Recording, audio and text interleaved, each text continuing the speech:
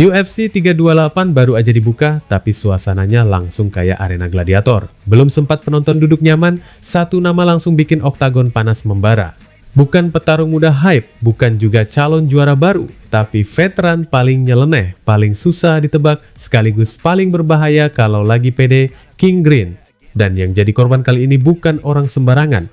Di seberang sana berdiri si tukang chaos, si spesialis perang jalanan dalam kandang, Jeremy Stephens. Petarung yang dikenal punya tangan sekeras palu dan mental yang gak gampang runtuh. Banyak yang ngira duel ini bakal jadi perang brutal 3 ronde. Tapi kenyataannya gila, Green datang bukan buat perang panjang. Dia datang buat ngehabisin. Dari detik awal ronde pertama, Green langsung tampil kayak orang yang lagi kesurupan ritme. Santai, senyum tipis, tangan turun khas dirinya. Tapi jabnya itu loh, itu jab kayak dikirim otomatis pakai mesin. Stephens bahkan belum sempat nemuin jarak idealnya karena wajahnya keburu dihujani pukulan lurus berkali-kali. Green lagi ada di mode paling berbahaya dalam karirnya. Stephens sempat coba maju buat memotong tekanan. Tapi setiap dia masuk, Green selalu lebih cepat. Kepala Stephen mulai goyang kena kombinasi. Kakinya belum roboh, tapi ritmenya mulai kacau. Dan di tengah tekanan itu, sempat terjadi momen yang bikin arena mendadak hening. Tendangan tak sengaja Green masuk ke arah selangkangan Stephens. Pertandingan pun berhenti sebentar. Green malah kelihatan santai banget, kayak predator yang tahu buruannya udah mulai limbung. Dan begitu laga lanjut, boom, Green langsung ngebut lagi kayak orang gak mau kasih napas, jab dan straight masuk. Dan dalam sepersekian detik, Green meledak dengan kombinasi brutal yang bikin Stephens ambruk ke matras. Ground and pound brutal menghujani Stephens tanpa ampun. Stephens berusaha bertahan, tapi begitu celah terbuka, Green langsung ngunci posisi kayak ular piton loh. Stephens coba bertahan beberapa detik. Tapi makin lama wajahnya makin panik, nafas mulai hilang. Dan akhirnya selesai. King Green resmi menutup pertandingan hanya dalam 4 menit ronde pertama.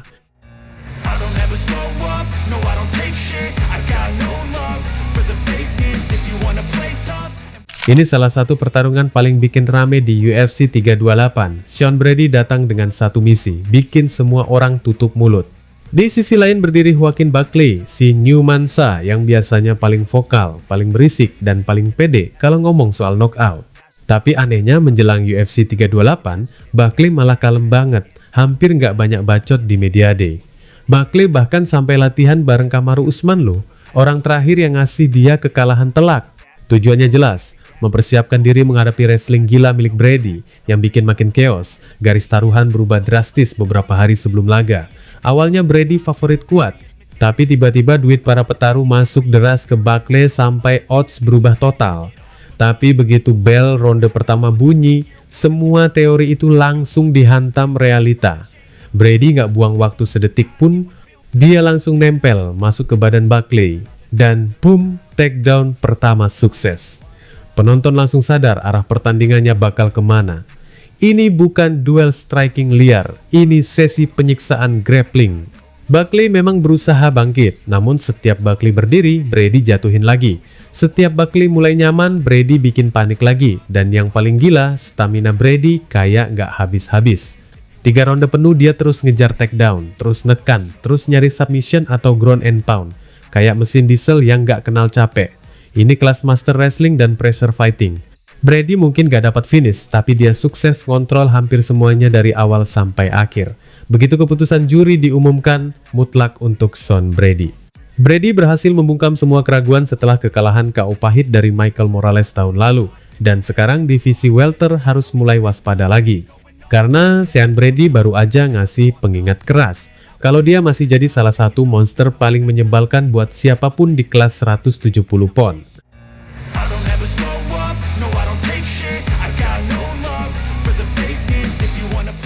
Alexander Volkov, monster jangkung asal Rusia yang terkenal dingin, teknikal, dan suka bikin lawan frustrasi pakai counter strike, berhadapan dengan Waldo Cortes Acosta, petarung agresif yang biasanya suka ngajak perang tanpa banyak mikir. Semua orang awalnya berharap ini bakal jadi duel heavyweight brutal loh, tukar pukulan, knockdown, chaos. Pokoknya tipikal pertarungan kelas berat yang bikin jantung copot. Tapi ternyata yang datang malah suasana kayak 2 sniper saling nunggu gerakan duluan. Dari ronde pertama, Volkov kelihatan super hati-hati. Jab panjangnya terus keluar tapi dia nyaris gak mau ambil resiko besar. sementara Acosta sibuk mondar-mandir nyari celah buat masuk ke jarak dekat. Masalahnya nih ya, badan Volkov itu kayak tiang listrik hidup, mau masuk aja susah banget, dan karena dua-duanya sama-sama suka counter, pertandingannya jadi aneh. Gak ada yang benar-benar mau buka perang total. Acosta sebenarnya nggak diam total. Dia sempat bikin Volkov goyah lewat beberapa pukulan keras. Nah, itu momen yang bikin arena sempat hidup lagi. Tapi sayangnya momentum itu nggak bertahan lama. Volkov balik lagi ke mode aman. Dan makin lama energi pertarungan ini makin turun. Ronde demi ronde berjalan tanpa ledakan besar yang diharapkan banyak orang. Baru di ronde ketiga tempo mulai naik sedikit. Dua-duanya mulai lebih terbuka dan saling tukar serangan. Penonton langsung meluapkan kekecewaan mereka. Bahkan saat Volkov diwawancarai Joe Rogan, suara bos masih terdengar keras banget sampai omongan Volkov nyaris tenggelam. Dan lucunya lagi nih, di tengah suasana awkward itu, Volkov malah nyebut satu nama yang bikin internet langsung ramai, Alex Pereira. Volkov terang-terangan tertarik buat lawan Pereira. Meski begitu, kemenangan tetap kemenangan. Volkov berhasil mempertahankan posisinya di papan atas heavyweight.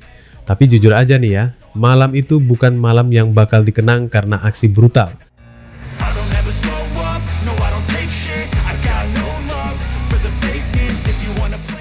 Awalnya satu orang kelihatan bakal habis dihancurin, tapi ujung-ujungnya malah bangkit jadi monster dan nutup malam dengan cara brutal. Dan orang itu adalah Joshua Fan. Sementara di seberangnya berdiri mesin grappling Jepang yang lagi naik daun, Tatsuro Taira. Banyak fans percaya ini bakal jadi malam pembuktian Taira. Tekniknya rapi, wrestlingnya lengket, dan dia datang dengan aura pemburu sabuk. Tapi begitu ronde pertama dimulai, Fan langsung kayak dilempar ke dunia lain loh. Taira juga tampil gila banget di awal. Takedown masuk berkali-kali tanpa ampun. 4 kali bantingan sukses dalam satu ronde. Fan benar-benar dipaksa kerja keras buat bertahan hidup. Setiap dia mau berdiri, Taira langsung nempel lagi kayak lem super. Taira sebenarnya nggak terlalu bikin damage besar. Dia cuma ngontrol posisi terus-terusan. Tapi justru dari situlah semuanya berubah. Di akhir ronde kedua, Fan akhirnya berhasil berdiri bebas. Dan boom, satu knockdown telak langsung bikin arena meledak. Masuk ronde ketiga, kelihatan jelas Taira belum pulih penuh dari knockdown tadi. Wajahnya mulai merah, nafasnya berubah. Dan Fan, dia kayak hiu yang nyium darah loh. Semua upaya takedown Taira mulai dimentahin. Fan makin pede, pukulannya makin keras, kombinasinya makin liar. Dan hampir sepanjang ronde, Taira dihajar habis-habisan dalam posisi berdiri. Yang bikin salut, petarung Jepang itu tetap bertahan. Muka udah penuh darah, badan sempoyongan, tapi dia masih sempat nyuri bantingan di akhir ronde. Mentalnya emang bukan kaleng-kaleng. Masuk ronde 4, Taira balik lagi ke mode wrestling. Dia sadar kalau adu striking sama Fan udah mulai berbahaya, jadi dia pakai kontrol bawah buat memperlambat tempo. Dan akhirnya di ronde kelima momen itu datang. Fan berhasil menepis takedown Taira lalu langsung menghantam tubuh lawannya dengan pukulan keras yang bikin Taira langsung berubah ekspresi.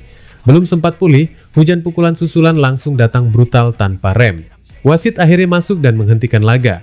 Dan setelah laga selesai, suasana makin panas ketika Fan langsung nantang rematch lawan Pantoja yang ternyata hadir di pinggir oktagon sambil menatap tajam. Fan bahkan terang-terangan bilang, Pantoja harus memperbaiki kesalahannya dan mereka bisa bertarung ulang kapan saja.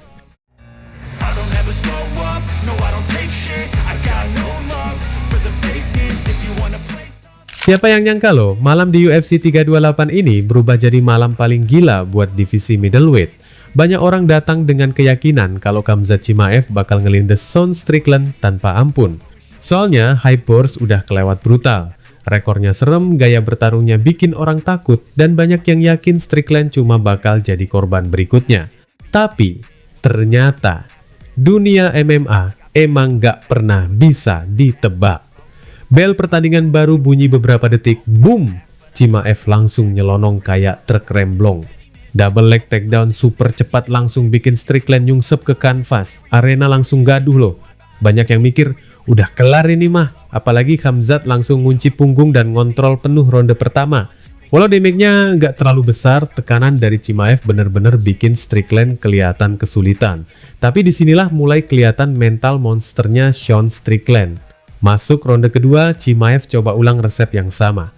Dia nyari takedown lagi secepat mungkin. Tapi kali ini beda cerita. Strickland mulai baca ritme permainan. Takedown berhasil dipatahkan dan justru Tarzan yang dapat posisi atas.